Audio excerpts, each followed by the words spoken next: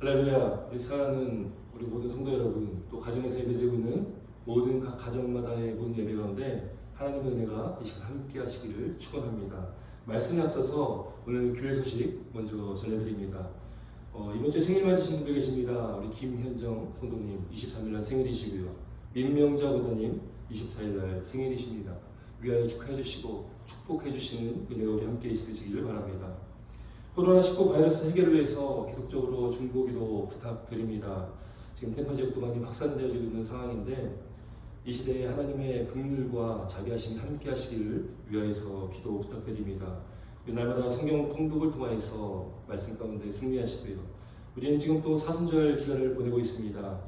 주님과 동행하며 주님의 그 십자가의 은혜를 우리가 묵상하며 또 주님의 그 고난에 참여하여 우리가 또 금식 기도하고 절제의 삶을 통해 주님의 은혜에 우리 함께 나아가는 모든 성도님들길 바랍니다. 예배 안내입니다. 4월 5일 주일 주간까지 교회에서 모든 모임은 없습니다. 주일과 수요 예배는 온라인 실시간 예배로 드려지게 될 것입니다. 헌금 또한 우리가 우편 발송 가능한 봉투를 이 본당 입구에 준비해 놓았습니다. 이 큰 봉투 안에 헌금 봉투를 집어 주셔서 발송해 주시면 되고요. 앞으로 온라인 헌금 방법은 추후에 공지하도록 하겠습니다. 또 4월 큐티책 필요하신 분들은 신청해 주시기 바랍니다. 전도 신방하는데 최선을 다해 주시기 바랍니다. 오늘 저와 여러분들에게 주시는 말씀 같이 봉독하도록 하겠습니다. 오늘 저와 여러분들에게 주시는 말씀 히브리서 10장 19절부터 25절까지의 말씀입니다. 히브리서 10장 19절부터 25절까지의 말씀. 제가 가지고 있는 성경 신약 364페이지쯤에 있습니다.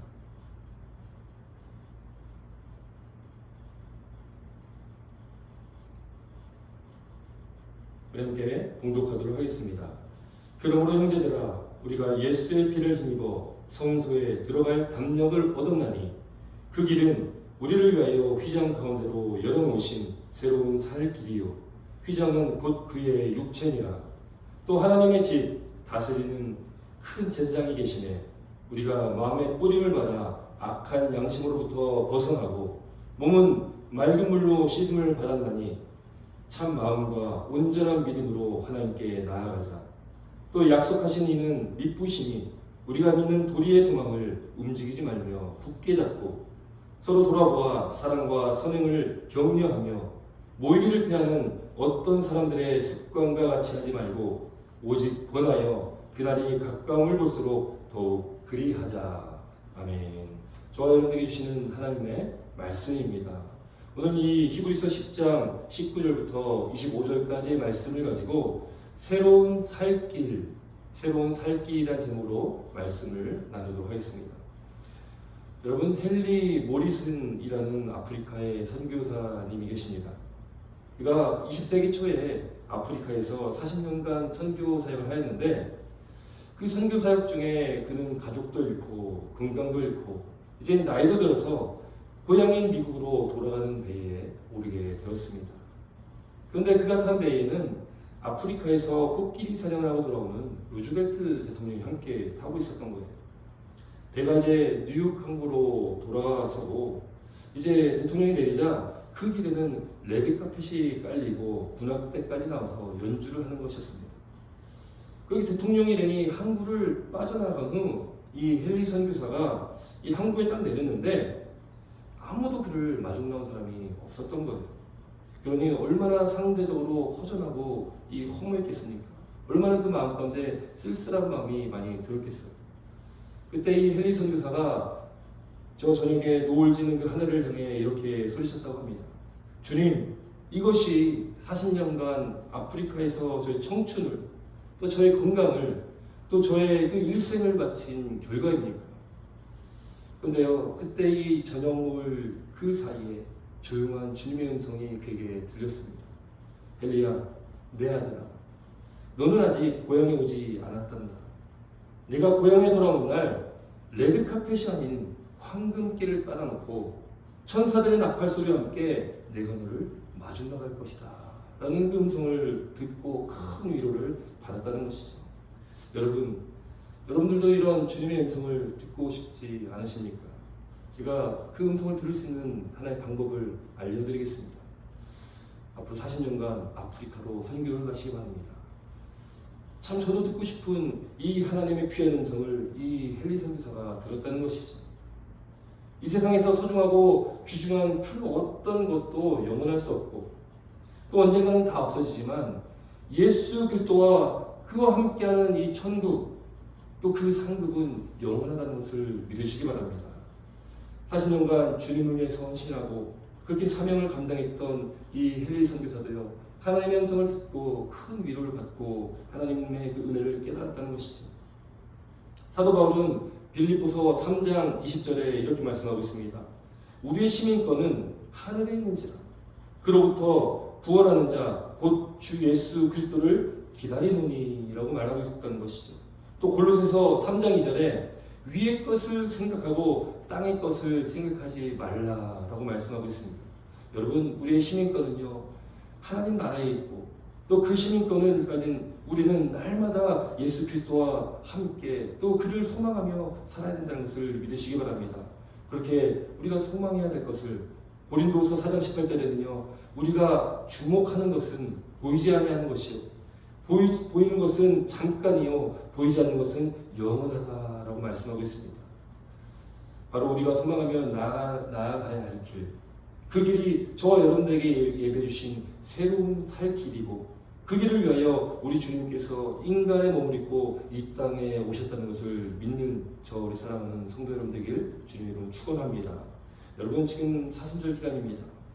우리가 주님의 고난과 십자가의 그 사랑도 기억하고 또 묵상하며 또 기도하며 우리가 이 시기를 지나야 되는데 이 코로나 바이러스로 인한 염려와 근심과 두려움이 이 사순절의 의미를 집어삼키고만 있는 것 같습니다.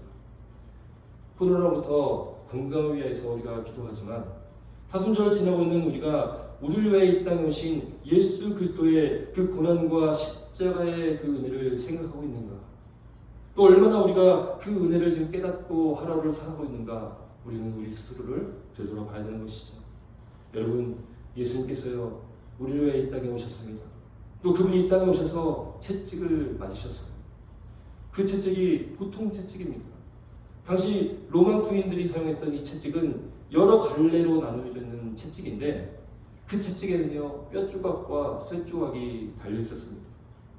그래서 로마 군인들이 휘두를 때마다 그 뼈 조각과 쇠 조각은 예수님의 몸을 파고들었던 거예요. 그들이 채찍을 잡아당길 때에 예수님의 살점이 뜯겨져 나가고 예수님의 그 붉은 피가 솟구쳤다는 거죠.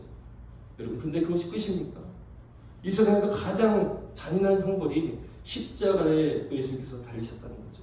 십자가는 어떻습니까? 사실 우리가 어떻게 예수님께서 십자가의 생에서 달리신 그 고난과 고통을 우리가 말로 표현하고 또 글로 표현할 수가 있겠습니까? 이 십자가의 형벌은요, 그저 몇 시간에서 길게는 며칠 동안 사람의 육체와 정신의 그 한계에 이르게 해서 죽게 하는 아주 고통스럽고 잔인한 형벌이었습니다. 옷을 다 벗기고 손목과 발목에 10cm에서 20cm 되는 그 대못을 받고 십자가에 세우고 제수를 죽을 때까지 내버려 두는 형벌입니다. 여러분, 못 박히는 것만 해도 엄청난 고통일 텐데 십자가에 세워짐으로 시작되는 그 고통은요, 어느 고통과도 비교할 수 없는 그런 고통이라고 합니다. 못 박힌 팔이 몸무게 때문에 쭉 느려지고 또 결국 양쪽 어깨뼈는 탈골이 되어집니다.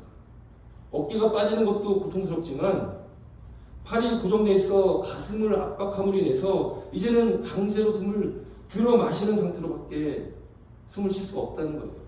그 때문에요, 이 죄수는 본능적으로 자기가 살기 위해서 몸을 지켜 올립니다. 그래서 숨을 내쉬려고 하는 거죠. 이때 몸을 세우려면요, 무릎에 힘을 주고 또 발에 힘을 줘야 되잖아요. 그러면요, 그 발목에 고정되어 있는 이 못으로 인해 더 큰 통증으로 고통으로 들어가게 된다는 것이죠. 그래서 당시에 죄수들을 빨리 죽게 하기 위해서 그 죄수의 다리를 꺾었다는 것입니다. 그런 몸을 올리지 못해서 숨을 쉴 수 없어 그가 그렇게 빨리 죽게 된다는 것이죠. 예수님은요, 구약의 말씀의 성취를 위해서 로마 군인들이 예수님을 확인했을 때 예수님께서는 이미 숨을 거두신 상태였습니다. 그래서 예수님은 다리를 꺾지 않았죠. 그러나 예수님 좌우 십자가에 달렸던 그 죄인들은 다리를 꺾게 되어지는 것을 성경에서 말씀하고 있습니다. 요즘 현대 연구에 따르면요, 그렇게 십자가에 못 박힌 상태에서 그 죄수들이요 대략 한 1000번 정도를 기절했다 깨어났다를 반복한다고 합니다. 그러니 정말 이 십자가의 그 고통, 죽고 싶어도 죽지 못하는 그런 고통 가운데 있는 벌이라는 것이죠. 여러분, 왜 예수님께서 그렇게 잔인하게 채찍에 맞으셨고, 왜 예수님께서 그렇게 잔혹한 십자가에 달리셨습니까? 이사야 53장 5절에는 이렇게 말씀하고 있습니다. 그가 찔림은 우리의 허물 때문이요 그가 상함은 우리의 죄악 때문이라. 그가 징계를 받음으로 우리는 평화를 누리고 그가 채찍에 맞음으로 우리는 나음을 받았도다. 사랑하는 여러분, 예수님께서 찔림은, 또 예수님께서 상하심, 예수님께서 징계를 받으심은, 예수님께서 채찍에 맞으심은 바로 저와 여러분들 위한 것이고, 그것이 바로 우리를 위한 주님의 그 사랑이라는 것을 믿으시기 바랍니다. 그 사실을 믿는 믿음이 우리의 믿음의 근본입니다. 그 십자가의 사랑 안에서 우리는 날마다 살아야 된다는 것이죠. 오늘 그리스도인 가운데 십자가에 대해서 모르는 사람은 없습니다. 그러나 반대로 그 십자가의 사랑과 은혜를 온전히 깨닫고 그 은혜와 사랑 안에서 그 사로잡혀서 날마다 살아가는 사람은 그렇게 많지 않다는 것이죠. 왜 그렇습니까? 우리가 살아가면서요, 하나님보다 더 사랑하는 것들이 너무나 많다는 거예요. 예수님의 십자가의 은혜와 사랑을 생각하기보다는요, 우리가 지금 살아가고 있는 이 현실과 이 상황 속에 너무 바쁘게 우리는 그저 우리 삶을 살아갑니다. 그래서 디모데후서 3장 2절부터 5절까지는요, 우리에게 이렇게 말씀을 주시겠는데 한번 잘 들어보십시오. 신약 345페이지에 나옵니다. 디모데후서 3장 2절부터 5절까지의 말씀입니다. 사람들이 자기를 사랑하며 돈을 사랑하며 자랑하며 교만하며 비방하며 부모를 거역하며 감사하지 아니하며 거룩하지 아니하며 무정하며 원통함을 풀지 아니하며 모함하며 절제하지 못하며 사나우며 선한 것을 좋아하지 아니하며 배신하며 조급하며 자만하며 쾌락을 사랑하기를 하나님 사랑하는 것보다 더하며 경건의 모양은 있으나 경건의 능력은 부인하니 이 같은 자들에게서 내가 돌아서라. 아멘. 여러분 어떠세요? 이 말씀에 나오는 항목들이 나와 아무 관계없다, 나와는 상관없는 말씀이다 라고 할 수 있는 분들이 혹시 계십니까? 저부터도 이 말씀의 항목들이 때때로 저희 삶 속에서 다 일어나는 항목들이라는 거예요. 마지막 절에 이렇게 말씀하고 있죠. 이 같은 자들에게서 내가 돌아서라. 많은 사람들이 악한 길로 갈지라도 하나님의 백성된 우리는 그 악한 길에서 돌아서야 합니다. 그리고 우리는 어떠한 길로 가야 할까요? 바로 오늘 본문에서요, 우리가 나아가야 할 길, 그 길을 우리에게 말씀해 주고 있습니다. 첫째로요, 우리가 나아가야 할 길, 바로 새로운 살 길인 예수께로 나아가야 한다는 것입니다. 19절, 20절 말씀 같이 읽겠습니다. 본문 19절, 20절 말씀입니다.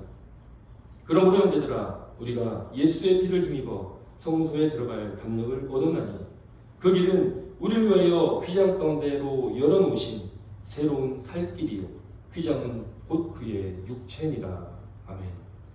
여러분, 구약시대의 성전인 이 성막은요, 지성소와 성소로 이렇게 구분되어집니다. 쉽게 말해서 이 넓은 성소가 있다면 그 안에 조그마한 지성소가 있었던 것이죠. 여러분, 이 지성소와 성소 사이에는 우리가 잘 알듯이 두꺼운 커튼 같은 그런 성막이, 그런 휘장이 쳐 있었습니다. 그 휘장을 통해서 이 지성소와 성소가 구분이 되어지는 것이죠. 그 지성소에는요, 1년에 딱 한 번인 대속죄일에 대제사장이 그 속죄 제사를 드리기 위해서 그 짐승의 피를 가지고 들어가 제사를 드렸습니다. 그 지성소 안에는요, 대제사장 외에는 아무도 들어갈 수가 없는 곳이었습니다. 그런데요, 여러분, 예수님께서 십자가에 달려 돌아가시는 그날, 그 성소의 휘장이 찢어지는 놀라운 역사가 일어났습니다. 그 사건을 본문은요, 예수의 피를 힘입어 우리가 지성소에 들어갈 수 있는 담력을 얻었다라고 말씀하고 있는 것이죠. 예수님께서 십자가에 새기신 피로 대제사장 외에 아무도 들어갈 수 없는 그 지성소에 들어갈 수 있는 힘이 생겼다라고 말씀하고 있는 것입니다. 그리고 이어 이렇게 말씀합니다. 그 길은 우리를 위하여 휘장 가운데로 열어놓으신 새로운 산길이다. 새로운 산길이다라고 말씀하고 있습니다. 여러분, 지성소의 제사장이 1년에 한 번 들어가던 그 길은요, 옛길입니다. 그러나 예수님께서 이제 예수님의 죽으심으로 이제 예수님께서 열어놓은 그 길은요, 새로운 산길이라는 것을 믿으시기 바랍니다. 왜 그렇습니까? 제사장이요, 매년 1년에 한 번씩 그렇게 들어가서 구약의 그 제사로 드렸지만 그 제사로서는요, 우리 인간의 죄를 해결할 수가 없었습니다. 그렇기 때문에 예수 그리스도께서 단 한 번 들어가셔서 단 한 번의 그 십자가상의 제사를 통해서 예수님께서는 온 인류의 모든 죄를 사하여 주신 것이라는 것이죠. 이것을 믿는 자들은 예수님을 인해서 우리가 온전히 거룩하여질 수 있다는 것을 믿으시기 바랍니다. 여러분, 이것이 바로 예수 그리스도를 통해서 드려지는 온전한 완전한 제사입니다. 바로 예수 그리스도를 통하여 우리가 하나님 앞에 나아갈 수 있게 된 것이고요. 이것이 바로 우리가 하나님 앞에 드려지는 예배라는 것을 믿으시기 바랍니다. 여러분, 하나님 백성은요, 날마다 주님의 그 십자가를 자랑해야 됩니다. 매일매일 삶으로 우리는 예배를 드려야 됩니다. 그래서 우리가 오늘 교회에서 또 각 가정에서 지금 우리가 예배 드리는 것, 이것이 아주 중요하다는 것이죠. 그렇게 우리는 십자가의 은혜에 감격하여서 날마다 우리는 살아가야 합니다. 사랑하는 여러분, 죄와 사망의 권세를 이기신 예수님의 그 거룩한 피를 힘입은 우리가 예수께서 자유케 하셨다는 것을 믿으시기 바랍니다. 우리 예수 그리스도를 통해서 우리는 자유함을 누릴 수가 있다는 것이죠. 그러므로 여러분, 우리는 새로운 살 길인 예수님께로 나와야 합니다. 그래서 요한복음 14장 6절에 우리가 너무나 잘 아는 말씀입니다. 예수님께서 내가 곧 길이요 진리요 생명이다 이렇게 말씀하고 있죠. 바로 주님께서, 바로 예수님만이 우리를 살리시는 생명의 길이고 진리라는 것을 믿으시기 바랍니다. 둘째로 우리가 나아가야 할 그 길은요, 찬 마음과 온전한 믿음으로 하나님께 나아가야 합니다. 우리 21절, 22절 말씀도 같이 읽겠습니다.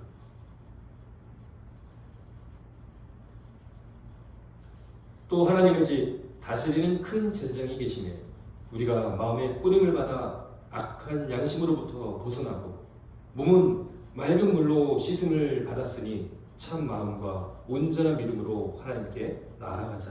아멘. 오늘 말씀에 또 하나님의 집 다스리는 큰 제사장이 계시다라고 말씀하고 있습니다. 여러분이 큰 제사장이 누구겠습니까? 네, 바로 예수 그리스도이십니다. 우리에게 있는 이 대제사장이신 예수님은요, 십자가를 통해서 단 한 번만으로 그 단 한 번 드린 제사로 통해서 온전한 제사를 드리고 또 그로 인해서 온전케 되신 분이 바로 예수 그리스도라는 것이죠. 여러분, 우리 마음은요, 오늘 이 본문의 말씀처럼 예수님의 핏뿌림을 받았습니다. 그래서 우리 그 악한 양심으로부터 우리가 벗어났습니다. 우리 양심은요, 예수님의 피로 깨끗해졌다는 거예요.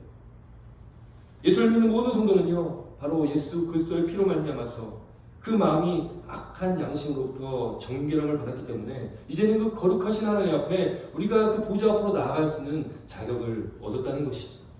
또 여러분, 우리의 몸은요, 맑은 물로 씻음을 받았다는 겁니다. 여러분, 구약시대의 제사장들은요, 그 성소 안에 들어가기 위해서는 정해진 규례대로 자신의 몸을 깨끗이 씻어야만 했습니다. 씻지 않고 들어가면 그 제사장은 죽을 수밖에 없게 되어지는 것이죠. 이와 마찬가지로 하나님께 나아가는 모든 자들도 십자가에 흘리신 예수님의 그 보배로운 피를 통해서 우리가 죄 사함을 받고 우리가 또 그렇게 세례를 받아야 한다는 것이죠. 그렇게 우리가 마음으로는 예수님의 핏부림을 받고 몸은 맑은 물로 씻음을 받았다면 우리가 참 마음과 온전한 믿음으로 하나님께 나아갈 수 있다는 것을 믿으시기 바랍니다. 여러분, 여기서요, 참 마음이란 말의 의미는 거짓 없는 마음, 진실하고 충성된 마음을 말합니다. 또 온전한 믿음은요, 부족함 없이 100% 확실한 그 믿음을 말하고 있습니다. 따라서 여러분, 대제사장이신 예수 그리스도의 은혜로 정결함을 받은 저 여러분들은요, 하나님 앞에 나아갈 때에 이러한 마음과 이러한 믿음이 우리 가운데 있어야 된다는 것이죠. 오늘 예배자리에 나온 저 여러분들의 이 마음과 믿음이 정말 거짓 없는 진실된 그런 마음, 또 100% 확실한 그 믿음으로 우리가 주 앞에 나아가는 그런 은혜가 우리가 되길 바랍니다. 그래서 우리가 드린 예배가 그렇게 드려질 때에 하나님께서 기뻐받는 예배가 되어진다는 것이죠. 여러분, 우리가 셋째로요, 우리는 믿는 도리의 소망을 움직이지 않게 굳게 잡아야 한다는 겁니다. 우리 23절 말씀 같이 있습니다. 23절입니다. 또 약속하신 이는 믿부심이 우리가 믿는 도리의 소망을 움직이지 말며 굳게 잡고. 아멘. 23절 말씀에 약속하신 이는 믿부시다 이렇게 말씀하고 있습니다. 믿부단 말이 무슨 뜻입니까? 신실하다, 믿을만하다, 변함이 없다라는 뜻을 가지고 있습니다. 그래서 성경에 신실하다 그것은 하나님의 성품을 말하고 있습니다. 그래서 우리 삶을 되돌아볼 때 어떻습니까? 우리는요, 죄에 대하여 수없이 넘어지고 또 불신에 빠지기도 하고 또 불순종하며 살아갈 때가 참 많지만, 그럼에도 불구하고 변함없이 하나님은 우리와 함께 하시는 분이라는 것이죠. 그렇게 오래 참으시고 그렇게 변함없이 기다려주시는 그 하나님의 그 은혜, 또 그 하나님의 성품이 바로 신실하다는 것입니다. 여러분, 우리는요, 신앙생활을 한다 이렇게 말을 많이 합니다. 여러분, 신앙생활이 무엇입니까? 신앙생활은요, 바로 이 신실하신 하나님의 약속을 믿고 또 그 말씀에 대한 그 믿음 가운데 우리의 삶 가운데 신앙의 고백을 하며 나아가는 것이 바로 신앙생활입니다. 그래서 오늘 이 본문의 23절에 믿는 도리의 소망이라는 말에 이 믿는 도리의 그 원어의 뜻을 보면요, 신앙 고백이라는 뜻을 가지고 있습니다. 여러분, 우리가 고백하는 그 신앙의 대상은 누구겠습니까? 그 대상은 바로 예수 그리스도이십니다. 그럼 우리가 하나님의 구원 약속을 굳게 믿고 예수 그리스도의 구원이 모든 이에게 이루어지기를 소망하며 우리가 주께 드리는 나의 신앙 고백, 그 우리의 신앙 고백을 소망하며 굳게 잡고 우리가 나아가야 된다는 것이죠. 여러분, 어떤 사람이요, 우리 감리교회를 창시한 우리 요한 웨슬레에게 이렇게 물었다고 합니다. 만일 당신이 오늘 저녁에 죽는다면 어떻게 하시겠습니까? 웨슬리는 이렇게 대답했어요. 아니, 어떻게 하다니요?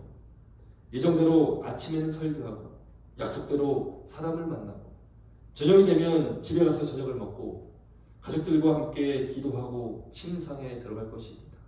그리고 다음날 아침 천국에서 눈을 뜰 것입니다. 이렇게 고백했다는 거예요. 여러분, 굉장한 소망 아닙니까? 만약 여러분이 오늘 저녁에 죽는다면 여러분들은 어떻게 하시겠습니까? 우리가 많이 들었듯이 내일 지구에 종말이 온다 해도 나는 오늘 한 그루에 사과나무를 심겠다 라는 말처럼 사과나무 한 그루 심으러 밖으로 나가시겠습니까? 여러분, 우리의 소망이 흔들리면요, 우리 신앙도 무너지게 되는 것이죠. 특히 예수님께서 이 땅에 다시 이 땅에 예수님께서 말씀대로 재림하신다는 그 소망, 또 우리가 장차 들어가게 될 그 하나님 나라에 대한 소망, 그 소망은 흔들리면 안 된다는 겁니다. 그 소망이 흔들리면 우리의 믿음 또한 흔들리고 무너지게 된다는 것이죠. 그러므로 우리가 굳게 잡아야 할 소망이 바로 예수님께 다시 온다는 것, 또 우리가 장차 하나님의 나라에 들어갈 수 있다는 그 소망이라는 것입니다. 사랑하는 여러분, 날마다 이 소망이 흔들리지 않게 굳게 잡으셔서 날마다 승리하시는 저와 여러분의 삶이 되시길 주님의 이름으로 축원합니다. 여러분, 그렇다면 이 신실하신 주님을 향한 그 이러한 믿음의 고백을, 신앙 고백을 품고 살아가는 저와 여러분의 삶이 어떠한 삶이 되어야 되겠습니까?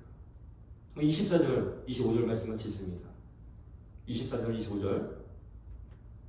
서로 돌아보아 사랑과 선행을 격려하며 모이기를 펴는 어떤 사람들의 습관과 같이 하지 말고 오직 권하여 그날이 가까움을 볼수록 더욱 그리하자.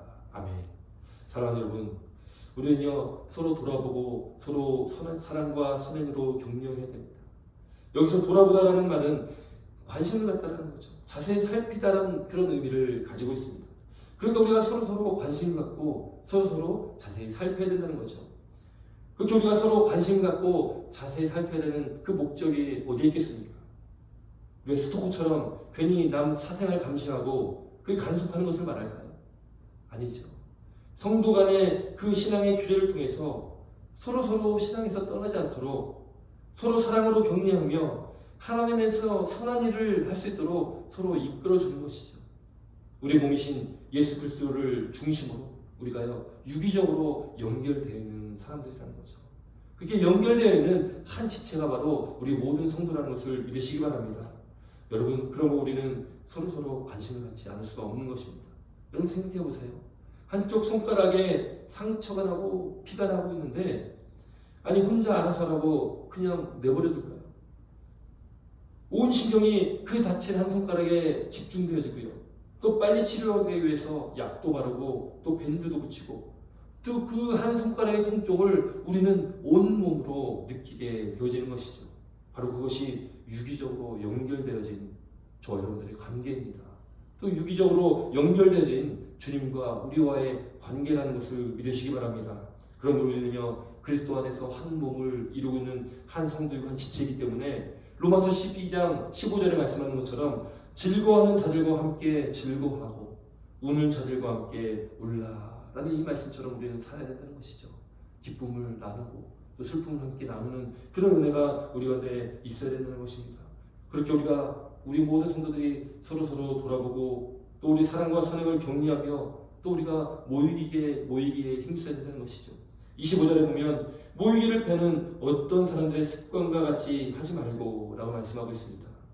이거를 바꾸고 말하면요 모이기를 습관처럼 하자라고 우리가 생각할 수 있는 것이죠. 같은 행동을 계속적으로 반복을 하면요 습관이 되어지죠.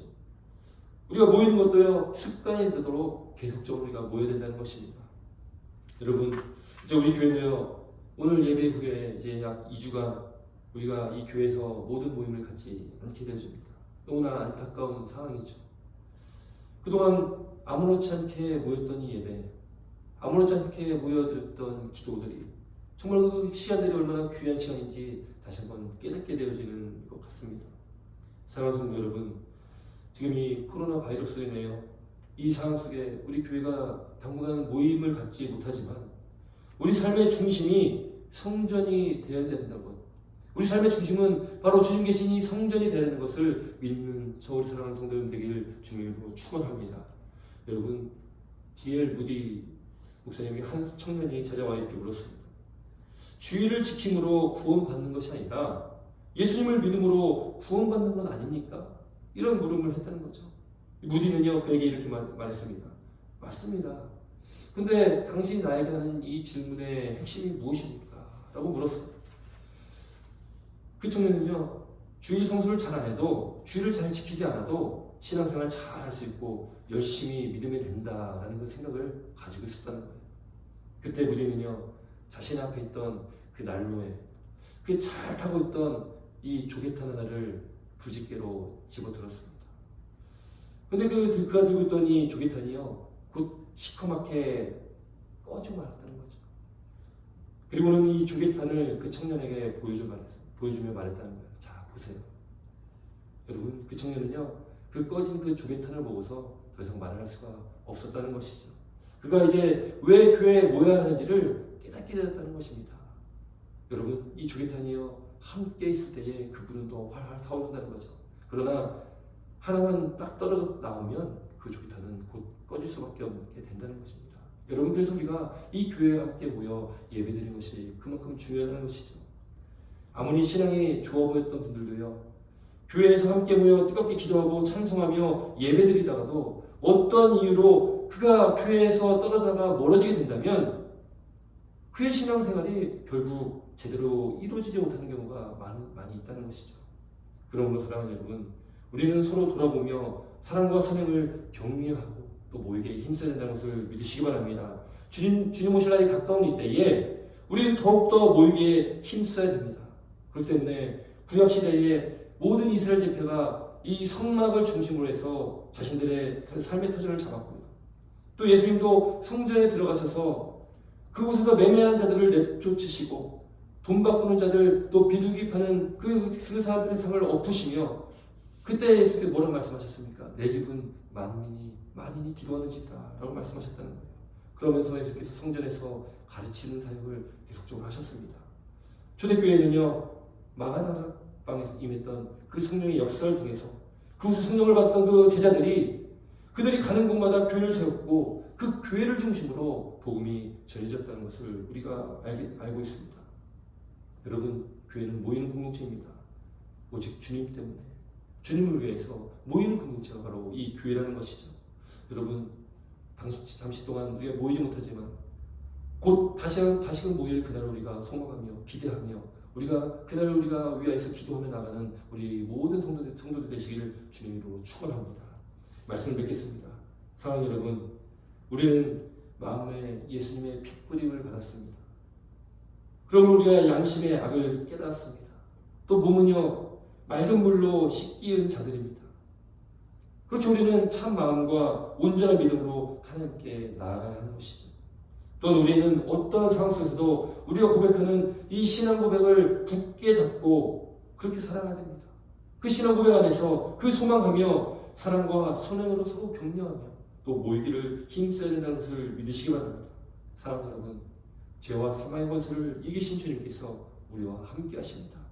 또한 이 코로나 사태로 인한 염려와 근심과 두려움 속에서 이 세상을 이기신 우리 주님을 의지하며 주님께서 말씀하셨듯이 담대하라 하는 그 말씀처럼 날마다 우리가 담대함으로 믿음으로 우리가 모든 삶 가운데 나아가시기는 우리 사랑하는 성도 여러분 되시기를 모든 가정과 직장과 사업과 자녀와 모든 학업과 우리 모든 삶 되시기를 주님의 이름으로 축원합니다. 기도드리겠습니다. 사랑하는 충만하신 아버지, 모든 찬양과 명령을 올려드립니다. 하나님, 우리 주 앞에 기도할 수밖에 없고 주님을 의지할 수밖에 없는 연약한 죄들입니다. 또 이 코로나 사태를 맞이하면서 더 연약한 죄들의 모습을 발견하게 되어집니다. 하나님, 이러한 상황 속에 우리가 이렇게 모일 수 있는 것, 그것도 주님의 은혜였고 함께 모여 교제 나눴었던 것도 정말 하나님 앞에 감사할 일이었는데 그것을 온전히 깨닫지 못하고 살았던 지난 모든 시간들을 우리 회개합니다. 하나님, 이 코로나 사태가 하루속히 잘 해결되어서 하나님의 긍휼과 자비하심으로 이 모든 사태가 해결되어져서 하나님, 우리가 다시금 주 앞에 모여 이제부터 감사함으로 기쁨으로 우리가 교제를 나누며 하나님께 온전히 예배할 수 있도록 주님 붙잡아시길 위하여 주시옵소서. 그렇게 우리의 찬 마음과 온전한 믿음으로 하나님께 나아가며 우리의 신앙을 주 앞에 드리며 그 고백을 주 앞에 드리며 날마다 믿음 안에 승리할 수 있도록 도와주시고 함께하여 주시옵소서. 오늘도 예배드리는 이 교회에서의 모든 예배와 또 각 가정에서 예배드리는 모든 각 가정의 모든 예배 가운데 그 모든 예배 자리가 복되게 하여 주시고 하나님 성령의 충만한 은혜가 가득 차고 넘치게 역사하여 주시옵소서. 함께 하신 주님을 찬양합니다. 감사드리며 오늘도 살아 역사하실 또 앞으로 살아 역사하실 예수 그리스도의 이름으로 감사드리며 기도드렸습니다. 아멘.